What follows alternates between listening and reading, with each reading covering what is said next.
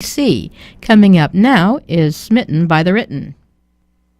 Thanks for joining us here on CJSF 90.1 FM, 89.3 Cable FM, as well as on Telus HD channel 3706 and on the web at www.cjsf.ca. My name is KP Wee, and on today's Smitten by the Written program, we're pleased to present an interview I conducted with jazz guitarist, vocalist, composer, and songwriter Roger Chong from Toronto. Roger has released a pop and rock album titled In the Beginning, as well as two recent jazz albums titled Love Me One More Time and Send a Little Love. During the interview, Roger talks about a few interesting things about his latest album, Send a Little Love. Before we play the interview, here's a piece from that album, and the piece is titled Memories of Venice. Let's enjoy it, and then we'll get to the interview afterwards.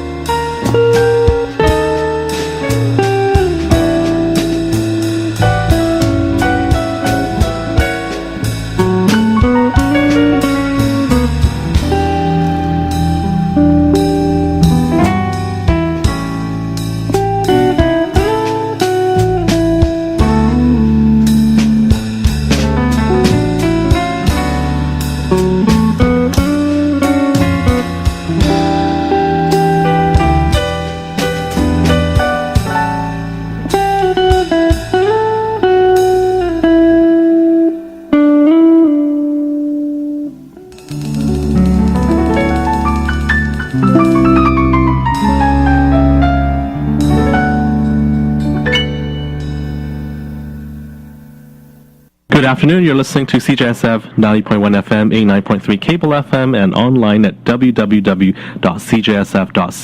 We're also on TELUS HD channel 3706 as well. It's a pleasure today to welcome Roger Chong to our program. Roger is a jazz guitarist, vocalist, composer, and songwriter. He's from the Toronto area, and he's got 3 albums out so far. The first one, appropriately titled In the Beginning, was released several years back, and it contains pop rock type of music.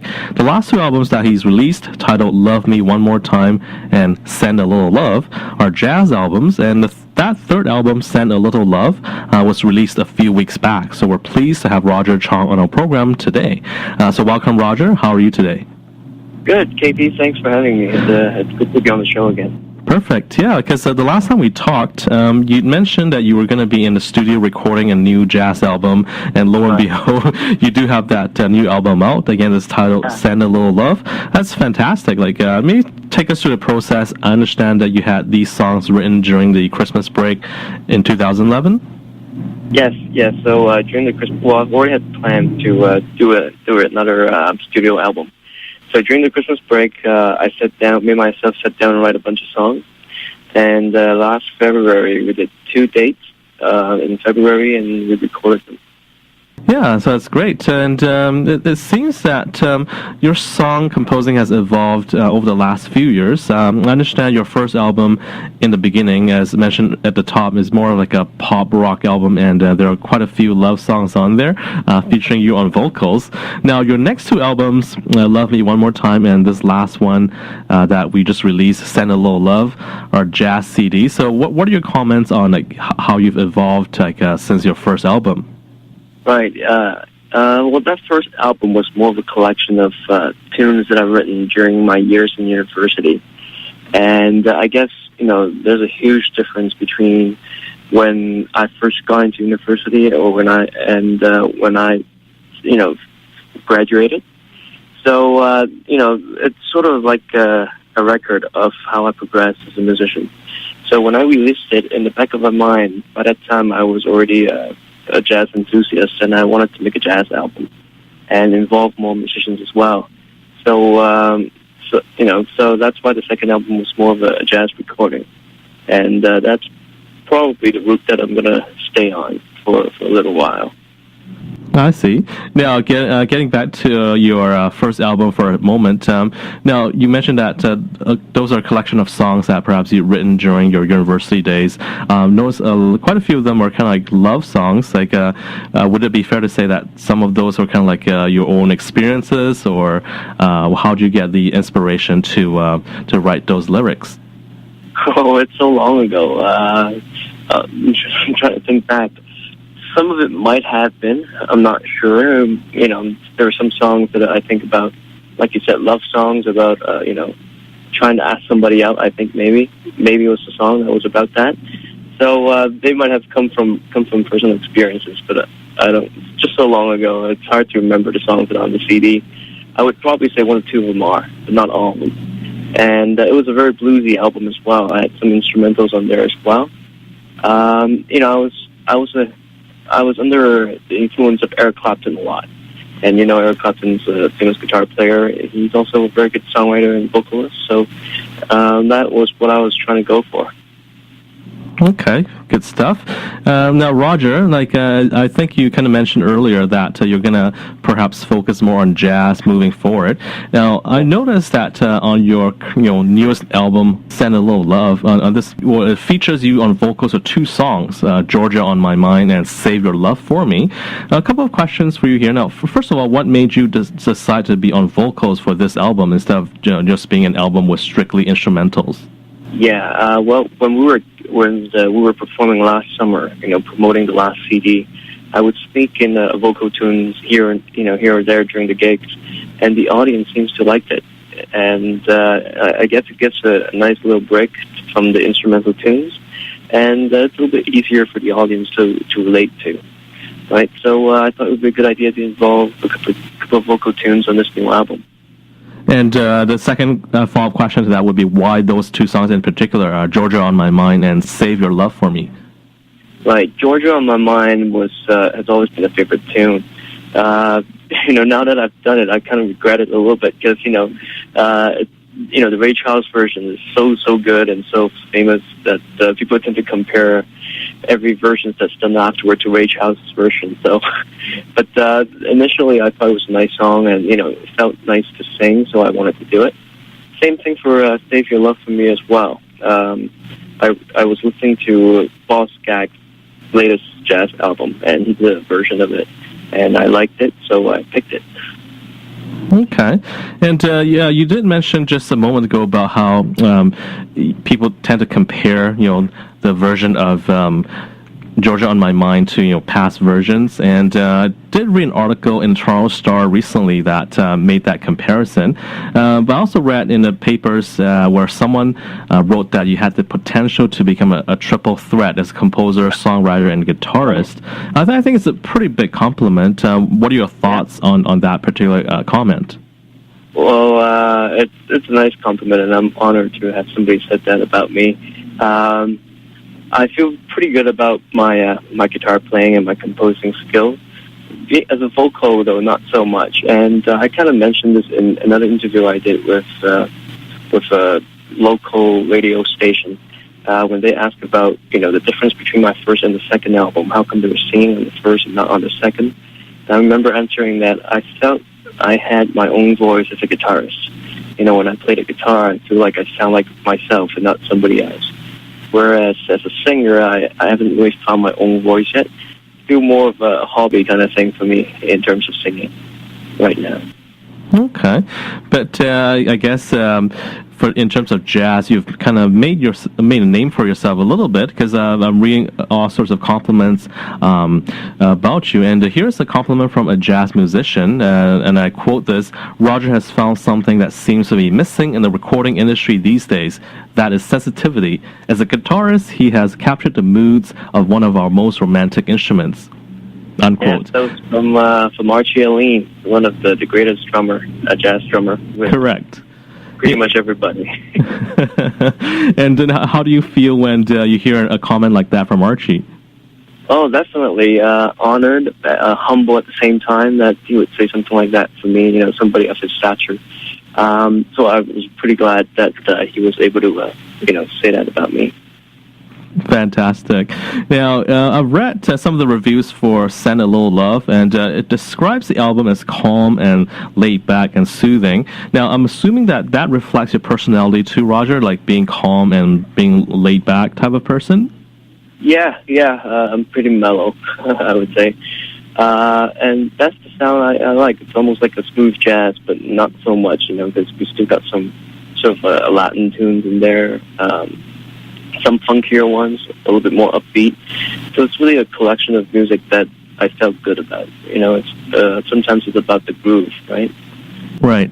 And I guess it's a great opportunity right now to pay tribute to the other musicians that collaborated with you in your two jazz albums, because you're on guitar. You have three other musicians doing keyboards, bass, and drums, and that would be Denny, Ken, and Steve. What can you tell us about your band with those three guys and what they bring to the table? Yeah, Ken, the bass player, I actually met when I was in university. I think I'm a year or two ahead of him. But he started out as a guitar player, and I'm glad that he changed to the bass, because if he stayed on the guitar, I think he'd be a much better guitarist than I am. And so Ken's solid that way. I've also gigged a couple of times with him as a duo and as a trio, and I felt that, just playing with him, I don't really have to worry about playing too much. Whereas with, let's say, another bass player, I might have to do a little bit more in a smaller group just to cover up the sound. So Ken's fantastic that way. Dennis and Steve I met in a big band that I play in regularly, and Steve's just solid, and Dennis is very he gets very adventurous sometimes on the piano. He would play things that you wouldn't expect him to play, and it would turn out to be amazing. So I'm happy that these guys agreed to stick with me for a little bit. That's fantastic. And from reading a little bit of your bio, it seems that you enjoy your jazz albums a little bit more than your first album, mainly because of these three musicians, Denny, Ken, and Steve, that you work with. Would that be a fair statement? Yeah, of course, definitely. Yeah. I think playing jazz, a huge part of it is the interaction between the musicians. And, those are great guys to be able to interact with during performing and during recording. And there's also even a funny story about the recording of Georgia on My Mind. And now, if I understand correctly, someone's iPhone broke during the recording. Is that right? What happened there? Yeah, well, during as I was saying, last summer when we gigged, I would usually do a couple of vocal tunes. So, and when we gigged, we did it more often in a trio setting. So Ken and Steve had heard me sing before, but not Dennis. Dennis, the piano player. So, when he realized that I was going to do some vocal tunes on this new record, he wanted to hear me sing. So we did a version of it. We did a run on it, practice, while, the recording engineer and drummer was sorting out some technical stuff. So he placed his iPhone on top of the piano, and I was singing, and he was playing. I guess the vibrations on the piano just kind of bounced the iPhone onto the keyboard of the piano, and the back of the phone was shattered. It's not much of a story, but it sounds impressive. You just hear me say that the phone shattered from my singing. So.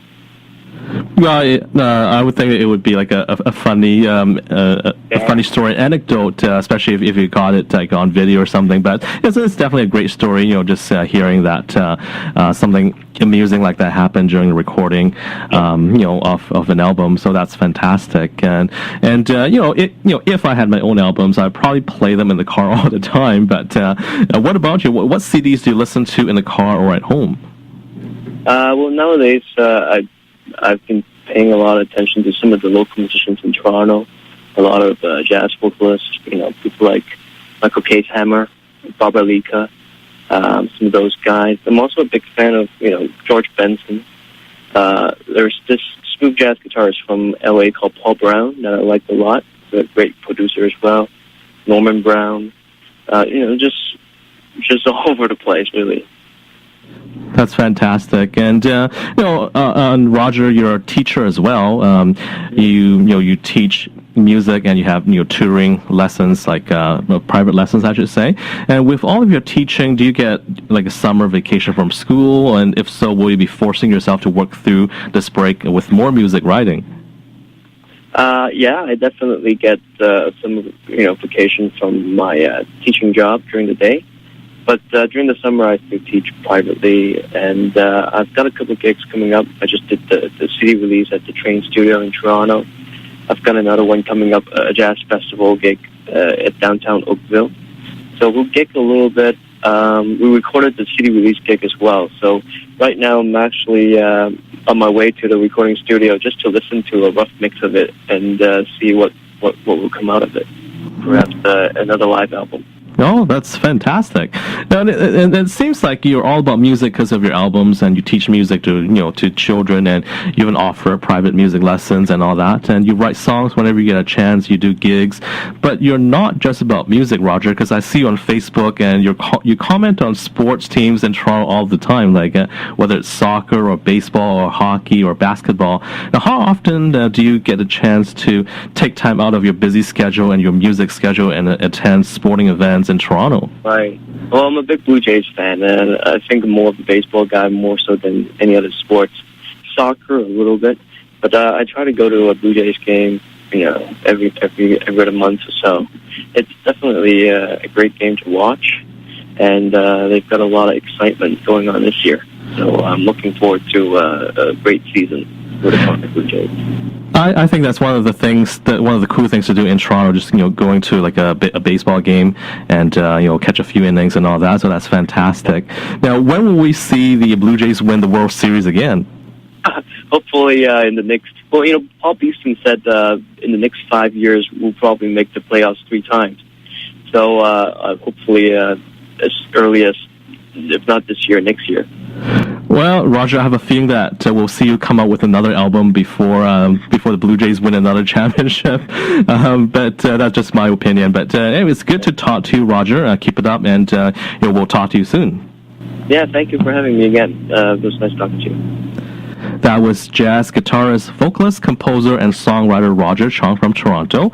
A pleasure to talk to him here on CJSF once again. And if you'd like to keep up with his latest happenings and his music, be sure to check him out at rogerchong.com. That's rogerchong.com, and the last name is C-H-O-N-G. And we'll take a short break, and we'll be back after this. Now, a couple of quick announcements. Pacific Cinematheque, a non-profit film society and center, shows over 500 films annually, featuring new talents, international, classic, and contemporary. The organization also has a film library, a film archive, and an educational program department.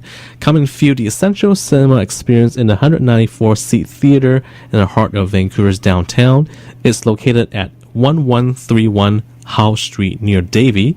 Again, that's 1131 Howe Street. For more information and to find out about upcoming films, visit their website at www.cinematheque.bc.ca. That's CINEMATHEQUE.bc.ca. And if you enjoy poetry, check out the Lunch Poems at SFU series, which will be happening on Wednesday, June 20th at the SFU Harbor Center in downtown Vancouver. It takes place from 12 noon to 1 p.m. It's a monthly event, and again, this time it will be happening on 20th of June. That's a Wednesday. For more information about the featured poets this month, visit their Facebook page. That's Lunch Poems at SFU. Now, before the interview with Roger Chong, we played a piece from his current album, Send a Little Love. Now, he mentioned how that album is a lot different from his first album titled In the Beginning. It's a different style of music because of how he's evolved since the first album. But let's play something from that first album featuring Roger on vocals and him with the lyrics. And this song is titled Maybe.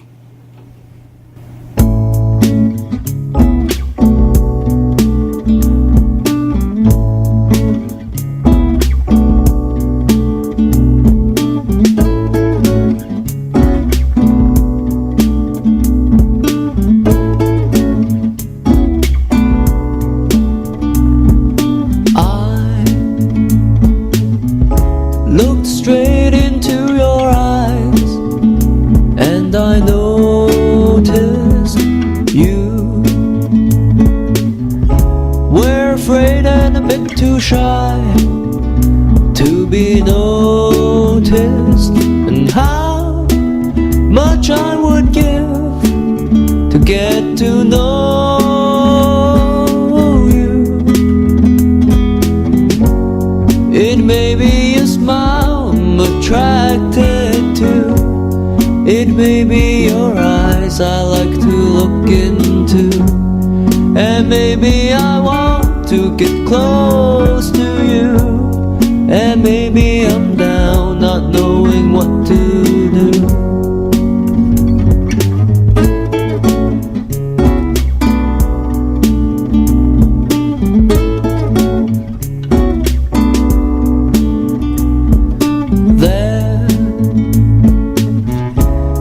Show I'd like to go, I'd love to take you there.